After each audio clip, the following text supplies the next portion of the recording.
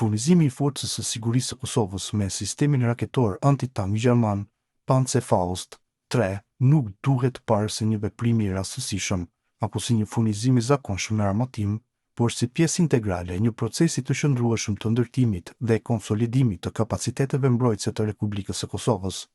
Kështu vlerëson eksperti i sigurisë Muhamet Racai, i cili thekson se ky zhvillim lidhet drejt për drejt me nevojën e Kosovës për të garantuar sigurinë kombëtare në një mjedis rajonal ende të mbrishtë.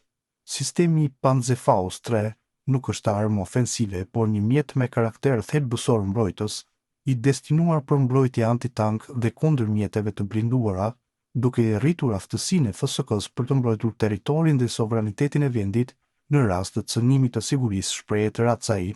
Sipas tij, ky furnizim merr rëndësi të veçantë në një kontekst rajonal ku rreziqet hibride, presionet politike dhe kërcënimet potenciale ushtarake beten të pranishme dhe nuk mund të përjashtohen. Në rrafshin operacional dhe institucional, Racai vlerëson se pajisja me këtë sistem është në përputhje të plotë me strategjinë shtetërore të mbrojtjes dhe me planin afatgjatë të transformimit të FSK-s me një forcë moderne, profesionale dhe ndërvepruese me strukturat e NATO-s. Armatimi me standardet perëndimore, veçanërisht nga Gjermania si një nga shtetet kyçe të Bashkimit Evropian dhe një aleate e rëndësishme e Kosovës, ka edhe dimension politik dhe diplomatik. Ai reflekton besimin dhe mbështetjen ndërkombëtare ndaj institucioneve të sigurisë së Kosovës.